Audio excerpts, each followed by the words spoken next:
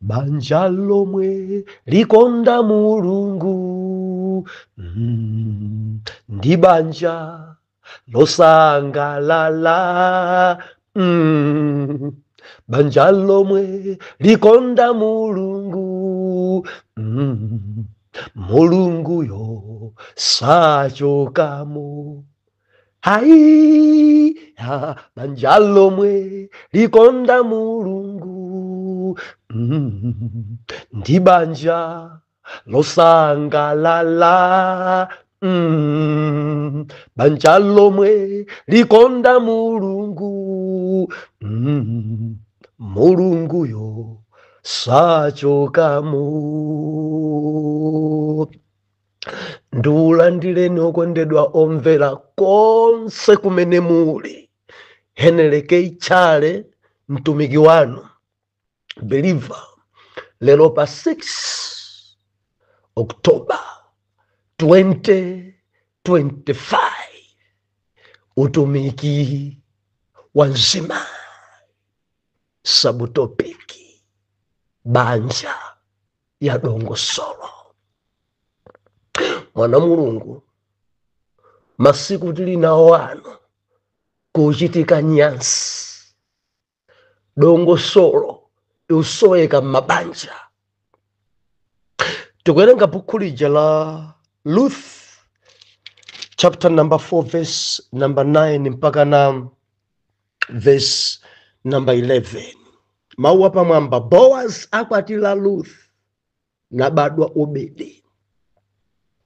Verse number 9. Nati Boaz kwa akulu ndi kwa anthu onse, inu ndinu mboni lero lino, amandikomera pamene, kuti ndagula zonse za Elimeleki ndi zonse za Kiliyoni ndi Maloni pa dzanja la Naomi. Wow. Ndagulanso Ruth Moabu, mkazi wa Maloni, ndagula akhale mkazi wanga, kuutsira dzina la wakufayo pa cholowa chake, kuti dzina la wakufayo lisayiwalike pakati pa abale ake ndi pa chipata cha malo ake. Inu ndinu mboni lero lino. Verse number 11. Pamenepo anthu onse anali kuchipata ndi akulu anati, tili mboni ife, Yehova achite kuti mkazi wakulowayo nyumba mwako angela kerendileya, amene anamanga nyumba ya Israeli, iwo awiri, nuchite iwe moyenera Efrata, numveke Mbetelehem. Tipemphere. Atate, Mwambuye wathu Yesu Kristo, tukukulemekezani. Inu ndinu Mulungu wabwino, Mulungu wokonda, Mulungu olumikisa, Mulungu wa dongosolo, mwayenera ulemu. Tilinso pamaso panu Jehova, mutilankhule ndipo tidzamva m'dzina la Yesu. Amen. Muli bwanji Mpumalanga? Muli bwanji Eswatini? Omvera, tinali kunja kwa dziko la South Africa, ku Swaziland. Tinali nthawi yabwino kwambiri. Ambiri tionana pansi pano, kuthawa moyo kulekana. Kuthawa moyo kulekana. Kanyimbo kamene zaka sama 1990 chakuti. Oh, hallelujah, hallelujah, hallelujah. Maintasesa tagonjetsa, tapambana mdziko limeneli la Swaziland. Polisintha panopo ikutchedwa kuti Eswatini. Monga tili ku Malawi kuja tidali ndi timati Nyasaland kapena kuti Malawi, ena jamati Rhodesia. Maiko oto anasinthidwa mayina. Ndiye kumeneko panopo imatchedwa kuti Eswatini. Ndiye ndinanena kuti ndi dziko laling'ono ndithu poyerekeza ndi Malawi, koma ndi dziko limene chitukuko chikupita chitsogolo, ndi zinthu zambiri nzochipa. Mafuta aja akwezanso ngati mene kulili ku South Africa alingana mtengo. Oh, haleluya, haleluya. Koma zina mwa izo nzotsika kwambiri. Kumwamba kulandire ulemu. Chimodzi chokha chimene chikusweka kuti tipempherere dziko limeneli la Eswatini ndi miyambo ndi zikhalidwe zawo, mavalidwe awo, maukwati awo. Kuita kulengeza kuti mamuna kwena khandi akazi oposa mmodzi, ena mpaka na folofolo, chifukwa choti mfumu imene yakumeneko, mfumuyo panopa akazi 18, ndi chaka ndi chaka amakasankha. Mwezi wa August ndi September pamakhala kusankha mkazi wina. Ndikuti ngati alipo 18, 2026 mwezi wa August ndi September zakhala 19. Day mene akusankhayo kumakhala mavalidwe osalemekeza Mulungu. Anamwali osankhidwawo, anamwali opikisana. Koma Mbuye atithandize. Ndoganiza mutakhala ino simungalole mwana wanu akapikisane nawo. Munthu otali akazikale 18 ndi wina dzipitabe kuti akatenge. Ambuye akomere mtima dziko limene Eswatini. Kukufunika kwambiri gospel kumene kuku, kufunika ma evangelism kumene kuku, kufunika anthu amasulidwe kumene kuku. Tipemphere dziko limene kuti ambiri atembenuke mtima, audziwe kuti ndi uchimo ndithu. Haleluya. Koma dani msonkhano wabwino, msonkhano wopambana, Mulungu adzilemekeza, ndiye pate yachitika ku Eswatini. Panopa ndili ku White River. Oko ndidomvera Malawi get ready. Oh, haleluya. Chosangalatsa taonjezeranso masiku. Moti atipasanso masiku ena 30. Kuti tikhozabe kulalikira kupitabe uko.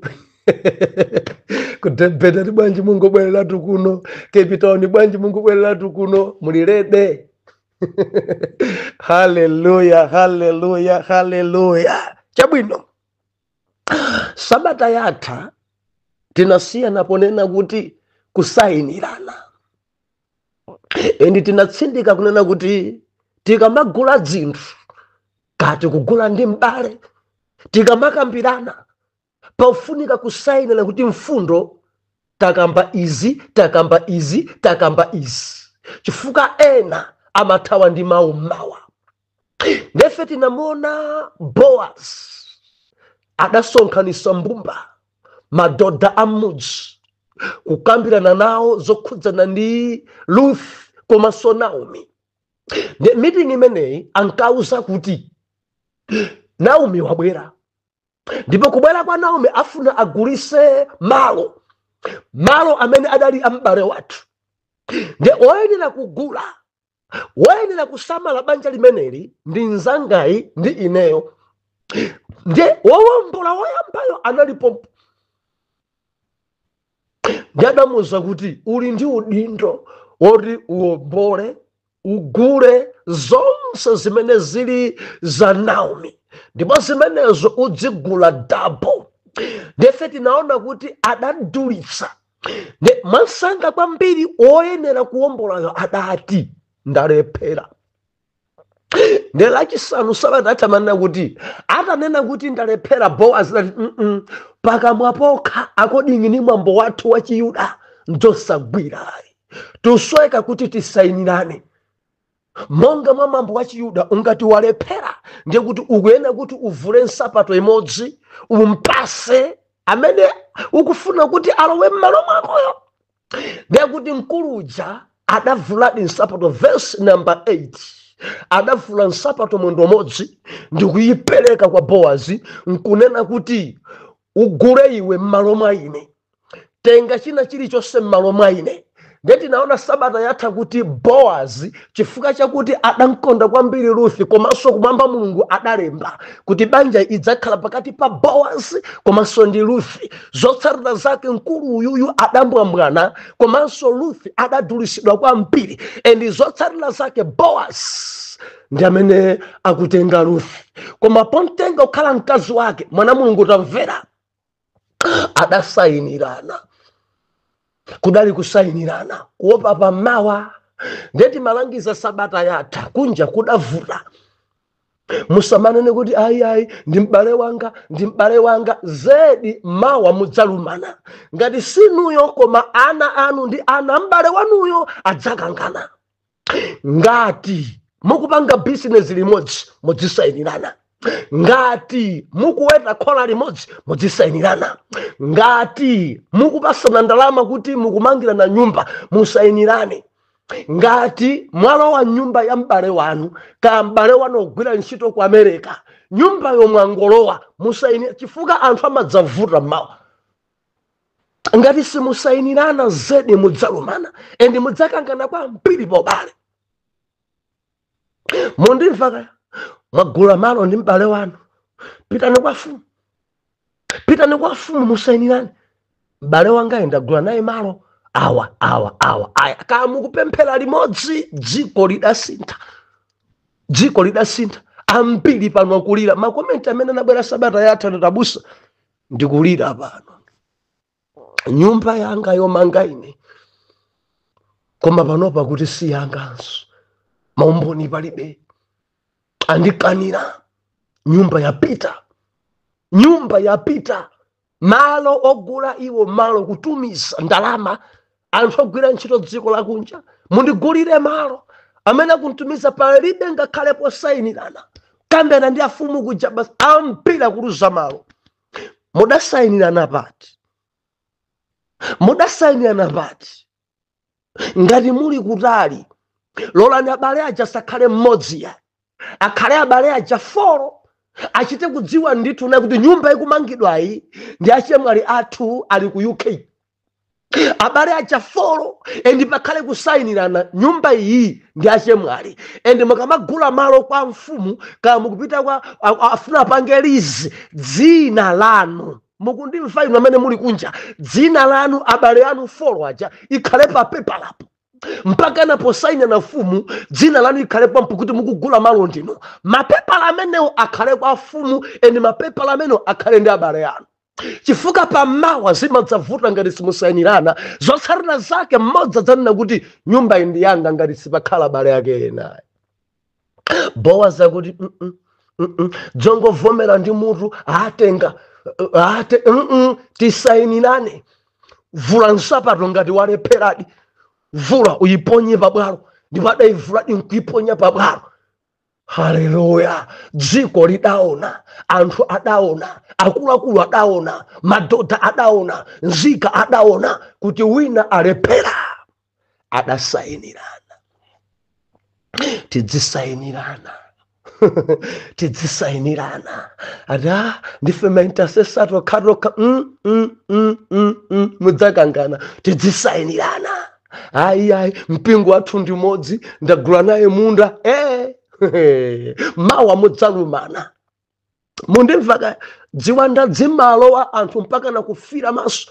Palibe suda ndipase ndalama zako. Palibe malo anga sindagulisa mpaka namadzatenga mboni. Ena mpaka nakutenga loya akukwidzinge nawo mafunso pamene munkagula apo dali nthawi yanji. Mafunso na makhala chipongwe. Tamene munkagula malo kudali shawazi, kudali dzuwa, kudali mitambo, kudali usiku.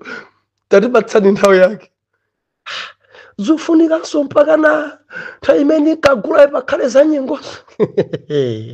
Haleluya. Akafuna kuti akugwese naye loya mafunso amakupombonesa. Mudapereka ma 500 kapena mudapereka ma 1000 mudapereka cheke. Kapena mudapanga transfer ndrama zichoka kwa account yonu kutambalina. Umboni wanu uli kutiko. Haleluya. Zimafunika kusainirana. Mwansanga kwambiri letu kunena kuti banja ya dongosolo. Yo. Banja ya dongosolo. Okondedwa omvera. Boazi akundisangalatsa kwambiri. Boazi sakufuna kuchita zinthu mwantseri. Boazi sakufuna kuchita zinthu mobisa. Ndilize kwelele Afrika. Nkhani ya ukwati, nkhani ya banja, sitimakwatirana nthumba. Apa papweteka basi tamverani. Banja sitimakwatirana nthumba ngati malonda akati, ena amati mphaka, ena amati pusi. Timangogulisana ali nthumba, makeji isakudzi. Biliva tamvera, banja si malonda oyika nthumba. Banja imasoweka dongosolo. Iyambe apa ndipo idzafike apa. Banja sitimangogulana tisimangokwatirana kumpanda.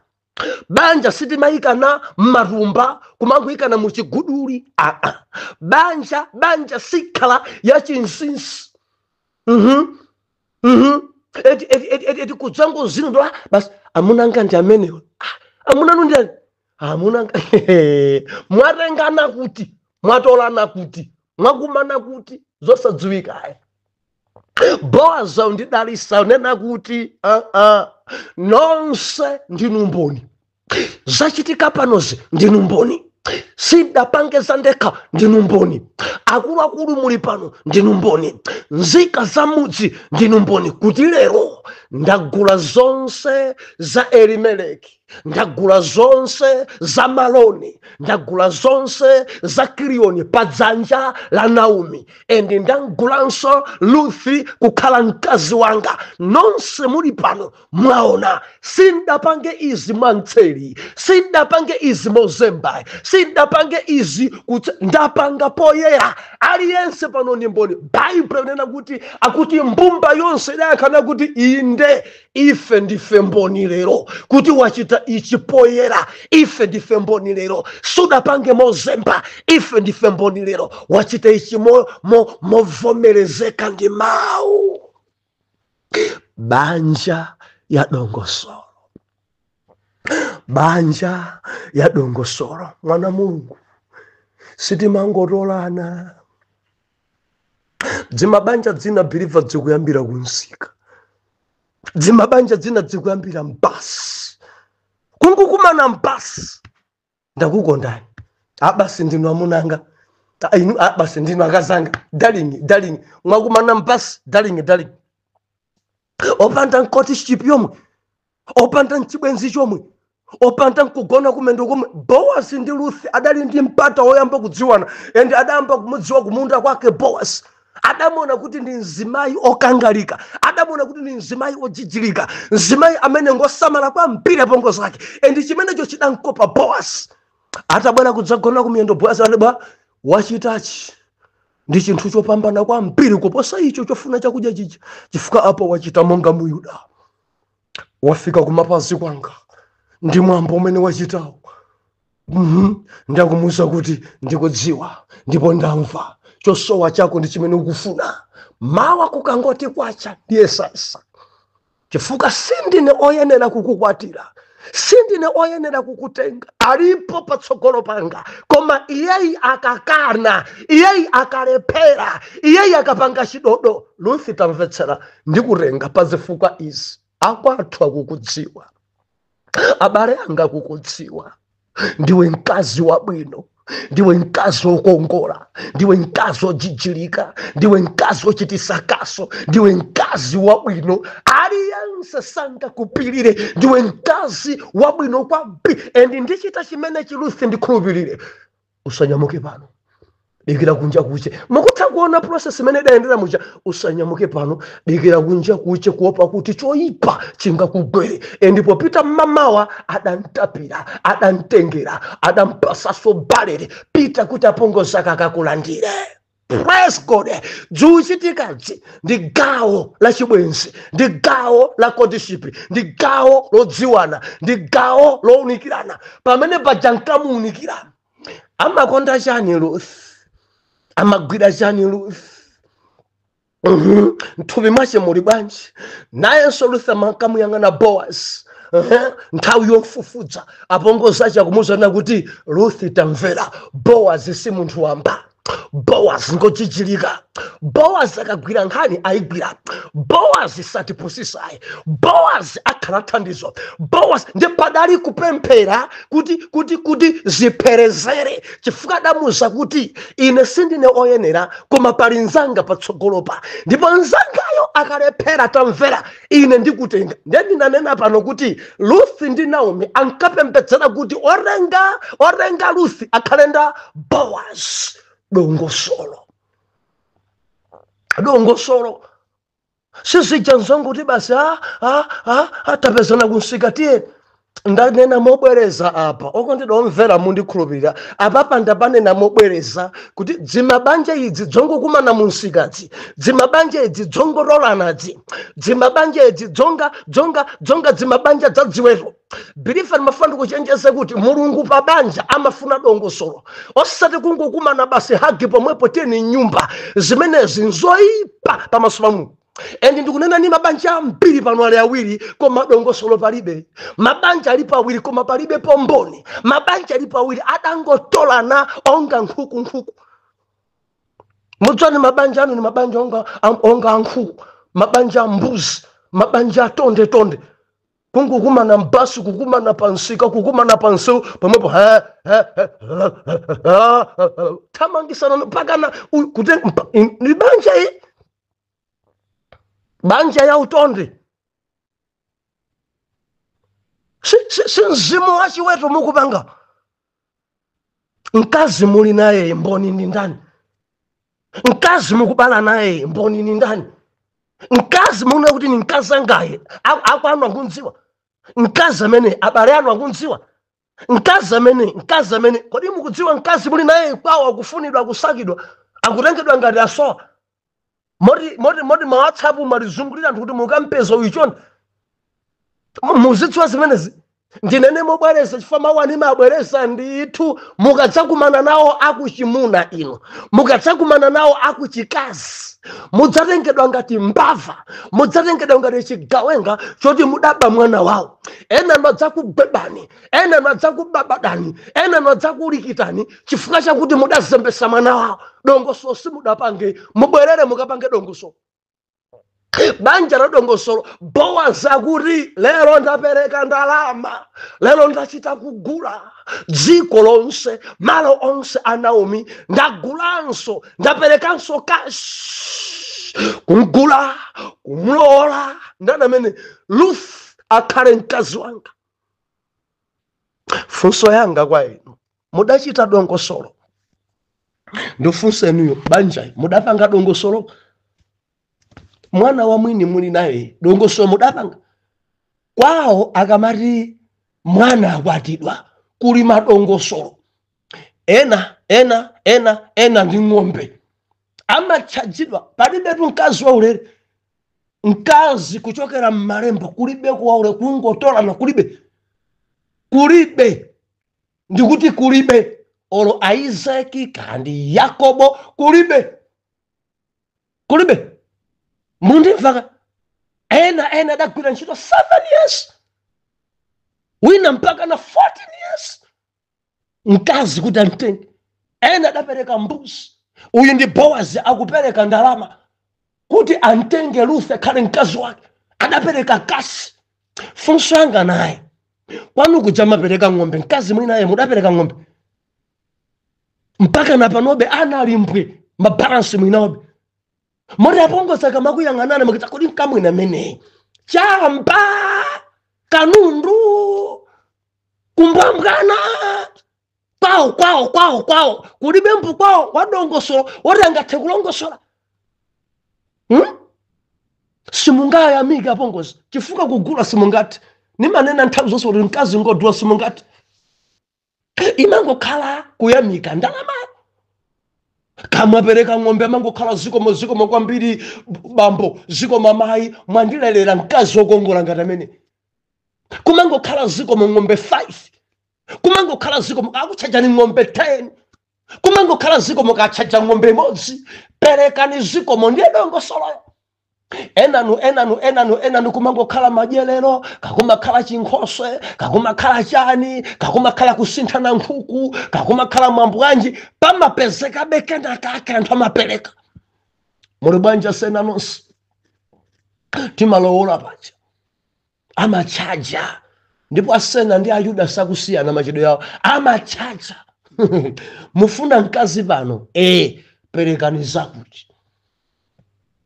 zakuti ni ndalama na 500,000 kandi 1 million ndeba longosolo pakhale mboni kuti mudaenda monga mamadongoso koma izi zongoti basita kumana lero ndinu amunanga lero ndinu akazanga lero darling mpaka na kujana milomo darling mpaka na kukhali modzi nyumba imodzi izizi wina wake adaona mbwadza ndimafuna ndilize kukhalira musamaje mfulumirai mpata uwodziwa na ungofunika mpata wadongosolo ungofunika mpata ungofunika kwa mpiri chifukwa wina wake ndikuti wina wake zidanchitikira ku Blantyre ninkhani mene ndaibwereza kangapo konse wina wake ku Blantyre zidachitika adakumana munsika adasilira na munsika mamuna wochokera boma lija la Balaka adasira na kunsika ambuya tithandize okudaumvera kungukumana kunsika ndi mzimayi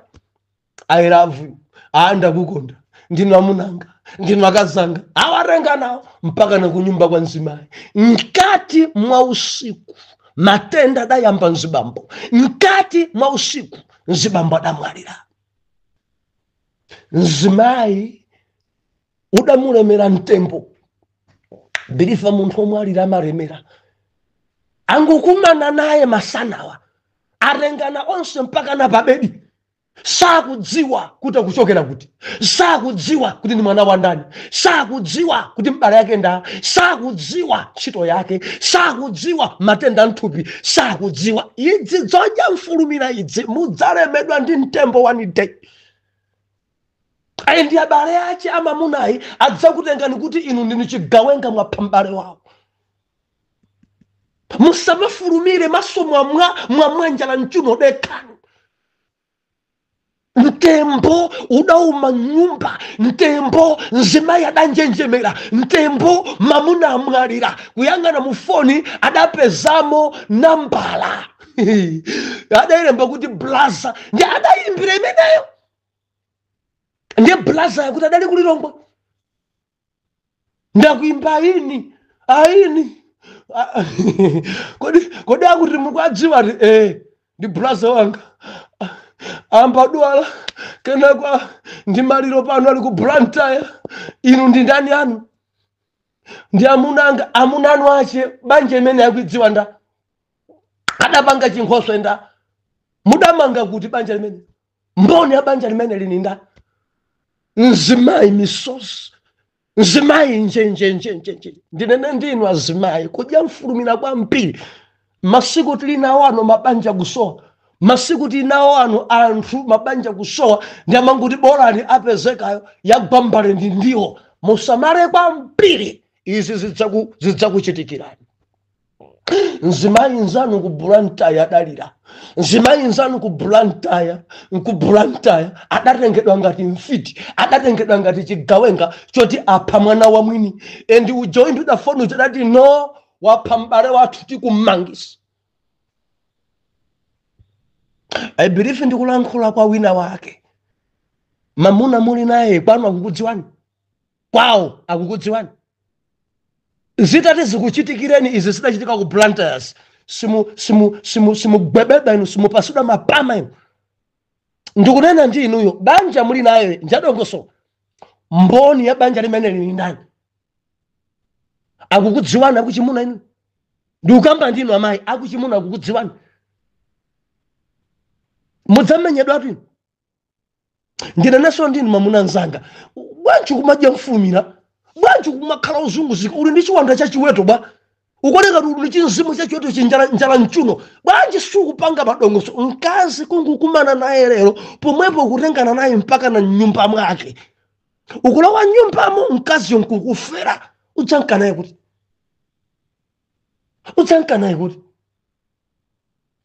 mwina ukhoza kuthawa koma ukhala ndi mtendere sukhanga ndikayi utati wantenga bwera mnyumba mwako ndakufera nyumbamo uthawa